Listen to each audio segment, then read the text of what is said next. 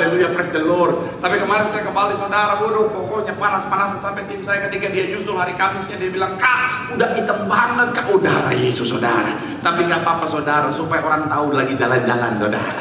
Haleluya, haleluya. Tapi ya buat saudara saya mau bilang ya, kalau saudara udah punya anak, apalagi kalau masih toddler saudara, masih kecil usia balita saudara, sebenarnya bukan liburan, cuman pindah tempat ngurus anak saudara. Iya, pokoknya liurnya sama saudara, pusingnya sama, haleluya. Tapi dalam keadaan apapun tetap bersuka cita, amin. Dan saya senang bisa kembali berjumpa dengan saudara dalam keadaan sehat sempurna, diberkati Tuhan. Saya melihat semangat yang luar biasa dalam mencari Tuhan. Saya mau bilang saudara, orang yang setia, orang yang semangat dalam Tuhan, janji Tuhan, hidupnya anak cucunya pasti diberkati Tuhan. Tepuk tangan yang paling meriah buat Tuhan. Sama-sama bilang sama saya, aku pasti diberkati Tuhan. Anak cucuku pasti diberkati Tuhan. Bilang kanan kirimu, kamu juga pasti diberkati Tuhan. Bilang sama yang ngomong, kamu luar biasa. Bilang sama yang ngomong, semangat. Tepuk tangan yang paling meriah buat Tuhan. Haleluya. Yuk, yang mau kita mau angkat Alkitab, pindah Alkitab juga boleh, Alkitab juga boleh. Yang nggak Alkitab, angkat tangan juga boleh. Sama-sama dengan iman percaya. Sama-sama kita katakan dalam nama Tuhan Yesus, aku percaya Alkitab ini adalah firman Tuhan. Setiap kata kalimatnya sanggup memberkati aku. Dan hari ini aku pasti diubahkan, aku pasti dipulihkan dalam nama Tuhan Yesus. Sama-sama kita katakan amin. Kita buka Alkitab kita saudara, dalam Yohanes pasal yang ke-21 kita baca 1 sampai 8 bergantian. Saya 1 saudara 2 kita gantian. Ayat yang ke-8 kita akan baca sama-sama. Yohanes pasal yang ke-21 saudara, kita akan baca ayat 1 sampai ayat yang ke-8 kita baca bergantian. Yang sudah di sana boleh bilang, aku diberkati Tuhan. Haleluya. Ayat yang pertama demikian firman Tuhan. Kemudian Yesus menampakkan diri lagi kepada murid-muridnya di pantai Danau Tiberias, dan ia menampakkan diri sebagai berikut. Ayat yang kedua silakan.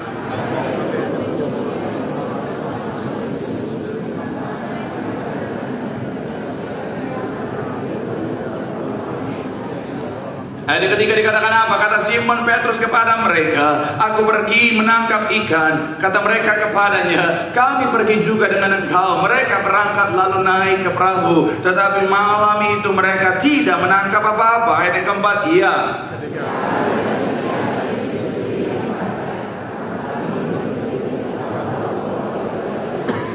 Kata Yesus kepada mereka, hai anak-anak, adakah kamu mempunyai lauk pauk? Jawab mereka, tidak ada. Ayat yang ke-6, iya.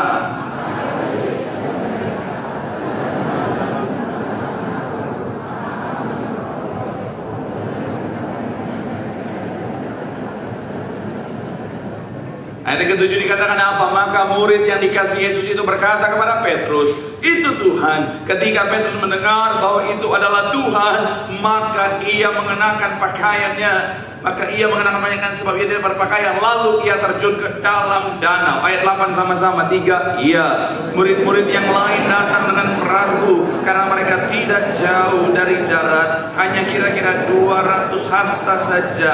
Dan mereka menghela jala yang penuh ikan itu. Nah saudara, saya mau bilang saudara masih dalam bicara tentang masa-masa di mana kalau kita mau ikut urutannya saudara, Tuhan menampakkan diri kepada banyak orang saudara, diantaranya para murid-murid saudara. Dan kemarin kita sudah bahas ketika bicara tentang penampakan diri kepada murid-murid dan juga Thomas di sana sebagai tokoh utamanya saudara, kita bahas minggu lalu. Hari ini saudara kita akan melihat saudara penampakan Tuhan Yesus ketika Tuhan menjumpai para murid-murid saudara di pantai Danau Tiberias saudara. Dan kalau saudara perhatikan ketika bicara tentang pribadi Tuhan, Tuhanlah pribadi yang luar biasa, katakan amin. Amin. Tuhan kita adalah pribadi yang luar biasa, dan siapapun yang mengalami perjumpaan dengan Tuhan, mengalami perjumpaan dengan pribadi yang luar biasa, hidupnya nggak mungkin biasa-biasa, hidupnya pasti luar biasa, katakan amin. Nah, dan kalau saudara perhatikan bicara tentang murid-murid saat itu saudara, mereka mengalami yang namanya perjumpaan dengan Tuhan. Dan kalau saya coba pelajari saudara, salah satu agenda Tuhan yang Tuhan kerjakan dalam perjumpaan dengan murid-murid saudara, dalam konteks ini saudara adalah bicara tentang pemulihan. Sama-sama bilang sama saya, pemulihan. Amin. Itu kenapa judul khotbah saya hari ini saudara, saya beri judul bicara tentang perjumpaan yang membawa pemulihan. Sama-sama bilang sama saya, perjumpaan. Sama-sama bilang sama saya, membawa pemulihan. Amin. Saya mau bilang saudara, setiap orang butuh pemulihan. Dan kalau saudara dan saya hari ini butuh pemulihan, doa saya melalui firman Tuhan hari ini kita mengalami perjumpaan dengan Tuhan. Dan akhirnya apa? Kita pulang bawa pemulihan dari surga. Yang setuju boleh berikan tepuk tangan yang paling meriah buat Tuhan. Haleluya.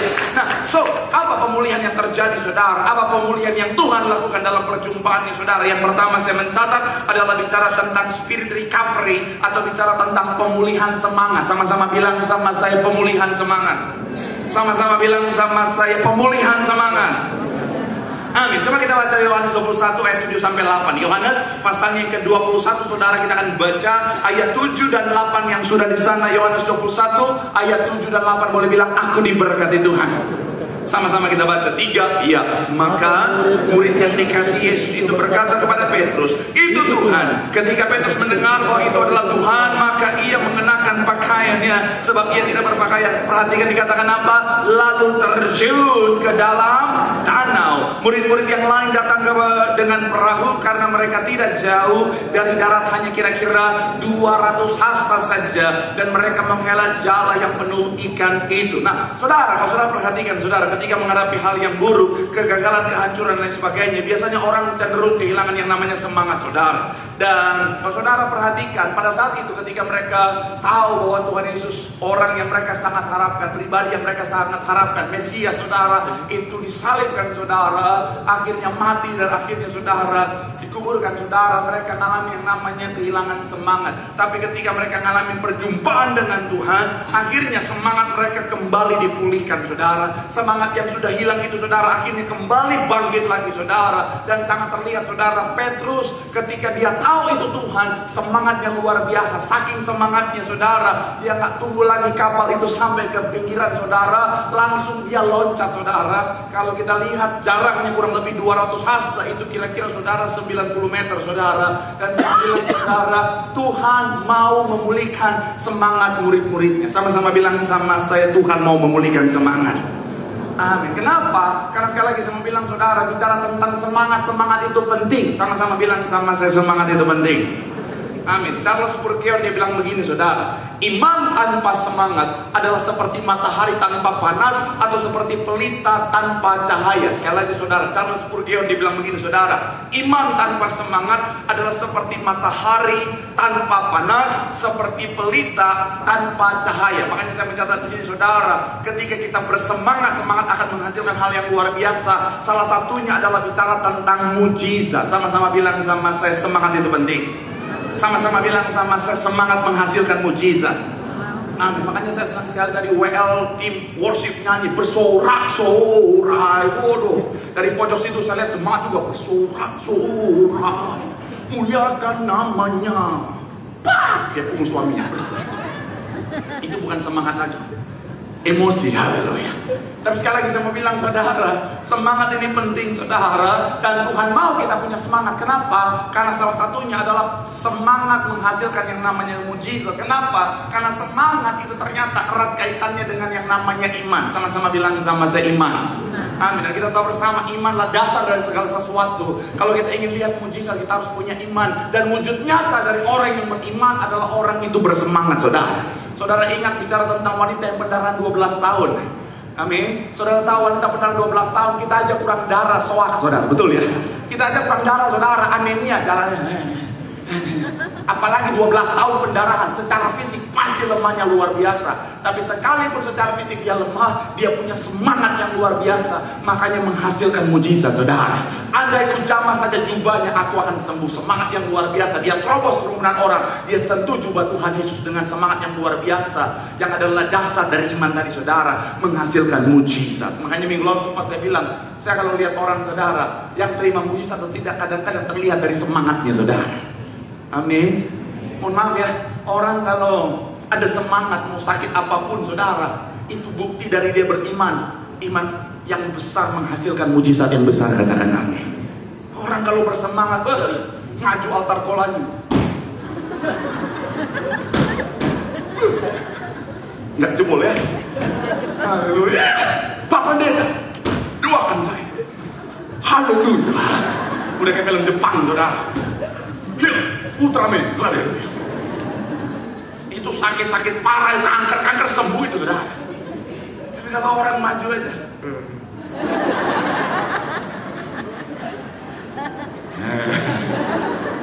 pendeta juga lihat. Ya Tuhan Yesus, jangankan kanker, panu aja nggak sembuh itu saudara. Iya, saya mau bilang bilang saudara semangat itu penting, amin. Ketika saya pelajari saudara, semangat juga bisa bikin saudara dan saya diberkati. Sama-sama bilang sama saya, semangat membuat kita diberkati. Amin. Kalau saudara baca Yosua 1 saudara, ayat yang ke-9 dikatakan apa saudara? Yosua 1 ayat 9 bilang begini. Bukankah ku perintahkan kepadamu, kuatkanlah Tuhan hatimu, janganlah kecut dan tawar hati, sebab Tuhan Allahmu menyertai engkau kemanapun engkau pergi. Kalau tawar hati bahasa aslinya itu saudara kata, artinya saudara discourage atau patah semangat, tidak bersemangat. Jadi tanah Kanaan sudah ada di depan mata, gambaran berkat dan janji Tuhan. Tapi untuk menikmatinya harus kuatkan dan teguhkan hati. Artinya apa? Jangan patah semangat, jangan patah hati. Bicara tentang jangan tawar hati. Bahasa aslinya kata hatinya patah semangat. Jangan patah semangat, harus bersemangat. Kenapa? Karena untuk terima berkat Tuhan, anak Tuhan harus semangat. Amin. Orang yang bersemangat diberkati Tuhan. Saudara mau kerja, kalau ada semangat diberkati Tuhan. Amin, betul kan? Saudara jadi bos misalnya. Nah, yang bilang amin jadi bos, amin. Enggak, cuma yang pertama, yang kedua enggak dapat. Siapa disuruh lama. Nah, saudara jadi bos misalnya. Nah, ini. Yang bilang barusan amin jadi sesuai imannya. Karena berkat akan datang bagi mereka yang tidak pernah menyerah. Saudara jadi bos, udah cukup. Saudara akan misalnya lihat karyawan saudara. Ada yang semangat, ada yang malas. Saudara punya lebih, saudara kasih ke yang mana? Ke yang rajin atau yang malas? Rajin. Kenapa? Karena saudara melihat dia semangat. Saudara mau melamar pekerjaan. Saudara jadi bos, melamar pekerjaan. Ada 2 pelamar. Yang satu datang dengan semangat. Saya siap untuk bekerja. Saya siap untuk mengabdikan diri saya kepada bisnis ini. Yang satu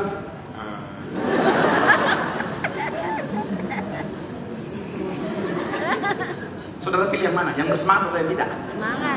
Semangat. Kecuali yang tidak semangat bilang begini, tapi saya keponakannya Dirut. Mau nggak mau. Tapi dari hal ini kita bisa belajar. Masuk kerja aja butuh orang dalam. Apalagi masuk surga.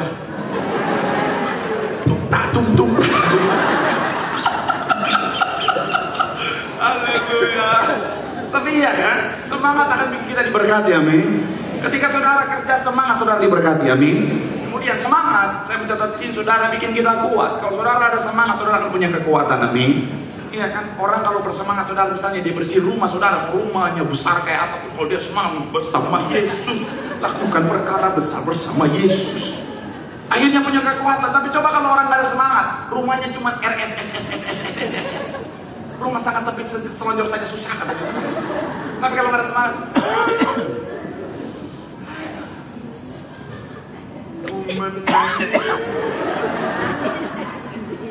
haleluya.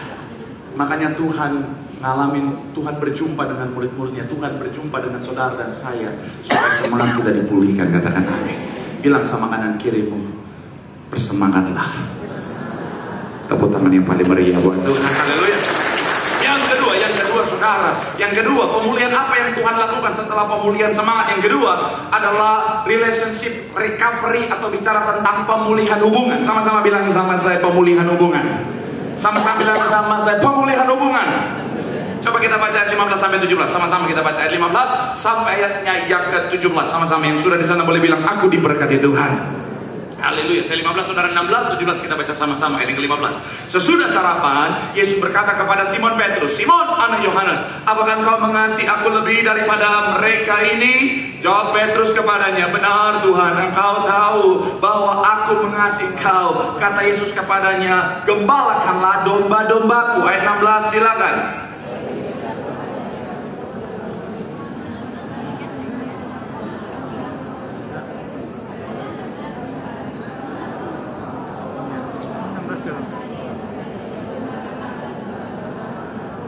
Ayat 17 sama-sama, 3. Ya, kata Yesus kepadanya untuk ketiga kalinya, Simon anak Yohanes, apakah kau mengasihi aku? Maka sedih hati Petrus karena Yesus berkata untuk ketiga kalinya, apakah engkau mengasihi aku?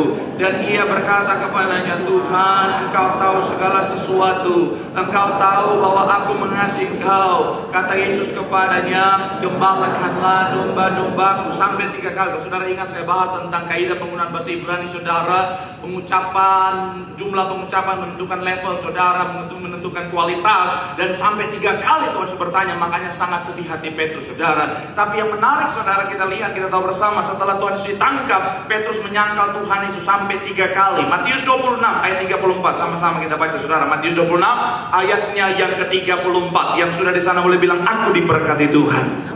3, ya.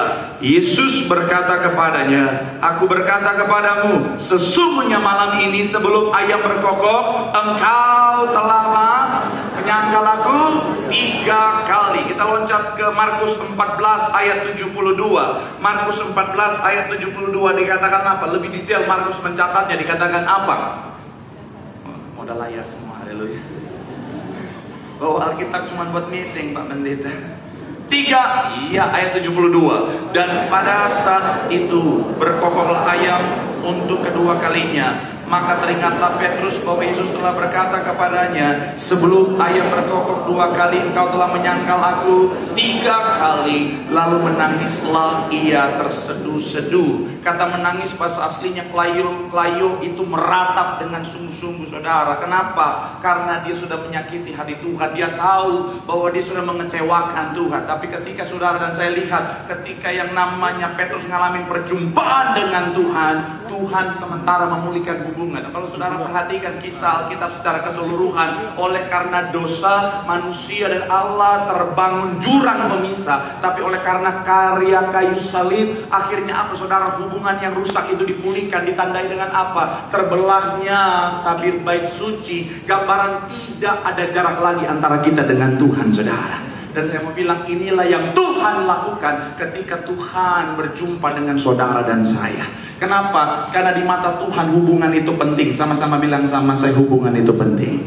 Amin. Dan ketika saudara dan saya ngalamin hubungan yang erat dengan Tuhan, di situ ada hal-hal yang luar biasa. Amin. Jadi saya selalu bilang, saudara, pastikan jaga hubungan kita dengan Tuhan. Amin. Karena apa? Hubungan dengan Tuhan membawa hal yang luar biasa. Dan yang paling, kalau saya boleh pinjam, saudara, kalimat seorang hamba Tuhan senior, dia bilang begini, saudara, kita dengan Tuhan bukan bicara tentang hubungan antara manusia dan Tuhan saja, tetapi Bapa dan anak, saudara. Kenapa? Karena hubungan itu penting. Milikilah hubungan dengan Tuhan, keintiman dengan Tuhan, hidupmu pasti luar biasa. Tepuk tangan yang paling meriah buat Tuhan. Bilang sama kanan kiri, hubungan dengan Tuhan itu penting. Itu kenapa Tuhan pulihkan hubungan kita dengannya. Tepuk tangan yang paling meriah buat Tuhan. Yang terakhir, mesti boleh siap-siap. Yang ketiga, apa pemulihan yang Tuhan kerjakan melalui perjumpaannya? Yang ketiga, pemulihan tujuan. Sama-sama bilang sama saya, pemulihan tujuan. Sama-sama bilang sama saya, pemulihan tujuan. Ayat terakhir kita, saudara, 21, Yohanes 21 ayat 15 sampai 17. Imam Musi boleh saya undang maju ke depan. Yohanes pasal yang ke-21 ayat 15 sampai 17. Sekali lagi, saudara yang sudah di sana boleh bilang, aku diberkati Tuhan. Kita lihat, saudara, ayatnya yang ke-15 sampai 17, saudara, bagian yang terakhir, saudara. Dikatakan apa di sana, saudara? Engkau tahu bahwa aku mengasihi engkau. Kata Yesus kepadanya apa? Gembalakanlah domba-dombaku. Sekali lagi, saudara, gembalakanlah apa? Domba-dombaku. Selanjutnya ayat 16 bagian terakhir dikatakan apa, saudara? Kata Yesus kepadanya, gembalakanlah domba-dombaku. Ayat terakhir, ayat 17 bagian terakhir dikatakan apa? Kata Yesus kepadanya, gembalakanlah domba-dombaku. Balik lagi, saudara. Petrus menyangkal 3 kali. Tuhan pulihkan hubungan sampai 3 kali, saudara. Kemudian Tuhan pulihkan tujuannya sampai 3 kali, saudara. Kenapa? Karena sekali lagi ini mempunyai tanda bahwa ini levelnya amat sangat penting. Petrus sudah kehilangan tujuan oleh karena apa yang dia lakukan, saudara. Tapi oleh karena perjumpaan dengan Tuhan, Tuhan mengembalikan dia pada tujuannya. Untuk apa, saudara? Hidup untuk kemuliaan nama Tuhan. Kalau saya boleh pinjam satu kalimat dari Rick Warren, saudara. Rick Warren bilang begini, saudara. Kita diciptakan oleh Tuhan dan untuk Tuhan. Sampai kita memahami ini, hidup tidak akan pernah masuk akal, saudara. Sekali lagi, saudara, kita diciptakan dari Tuhan untuk Tuhan. Kalau kita belum paham ini, saudara, hidup seakan-akan tidak masuk akal. Ada banyak orang kebingungan, saudara. Hidupnya untuk apa? Apa sih tujuan hidup ini? Kenapa? Karena mereka nggak paham bahwa mereka diciptakan oleh Tuhan dan untuk Tuhan. Makanya banyak orang kebingungan mencari makna hidup, saudara. Padahal makna hidup sesungguhnya kita temukan ketika kita hidup dalam Tuhan dan hidup kita untuk kemuliaan nama Tuhan. Karena dosa itu bahasa aslinya hamartia. Hamartia itu melencengkan setiap kita dari sasaran Tuhan. Tuhan punya tujuan dalam kehidupan kita, tapi dosa melencengkan kita, membawa kita keluar dari tujuan Tuhan. Makanya Tuhan berjumpa, Tuhan mati sekali, Tuhan mengalami perjumpaan dengan murid-murid supaya tujuan ini dikembalikan. Petrus yang sudah kembali jadi nelayan karena kehilangan tujuan, Tuhan datang dan Tuhan bilang apa? Gembalakan domba-domba. Tuhan punya tujuan. Secara spesifik mungkin berbeda-beda bagi setiap kita, tapi secara garis besar semuanya untuk kemuliaan nama Tuhan. Jangan sampai kita kehilangan tujuan dalam hidup kita. Orang kalau nggak punya tujuan, hidupnya bisa jadi sia-sia, saudara. Kemarin saya ke Bali, saudara. Selain pelayanan, ada waktu yang saya siapkan untuk jalan bersama keluarga. Tapi karena nggak ada tujuan yang jelas, pokoknya tiap pagi kemana kita? Kemanapun angin berhembus, ya ada. Akhirnya, saudara, tidak efisien, buang-buang waktu, sana kemari. Harusnya kan sini dulu semuanya, pindah lagi, kesini dulu semuanya, supaya efisien. Ini karena nggak punya tujuan, jadi udah kesana kemari. Gak jelas. Tapi kemanapun tujuannya, makanan tetap babi guling. Sampai berlemak saya, saudara. Tapi balik lagi, saudara. Orang kalau nggak punya tujuan akan buang-buang waktu, buang-buang tenaga, saudara. Sampai akhir hidupnya ada banyak yang menjadi sia-sia. Jadi pastikan kita ingat, kita punya tujuan dalam kehidupan setiap kita. Jangan buang-buang waktu. Jangan izinkan dosa menghancurkan kehidupan kita, tujuan kita. Hidup dalam kebenaran supaya kita mencapai tujuan Tuhan dalam hidup kita. Dan kalau hidup kita mencapai tujuan Tuhan, hidup kita nggak mungkin biasa, tapi pasti luar biasa. Tepuk tangan yang paling meriah buat Tuhan. Bilang sama kanan kirimu, di dalam Tuhan tujuan kita dipulihkan untuk kemuliaan Tuhan. Tepuk tangan sekali lagi yang paling meriah. Yang diberkati mohon lambaikan tanganmu. Sorak-sorak yang paling meriah buat Tuhan. Haleluya, haleluya. Terima kasih Tuhan. Bagimu Tuhan seluruh hidup. Pakailah Tuhan bagi kemuliaan-Mu. Katakan genapi seluruh rencana-Mu sampai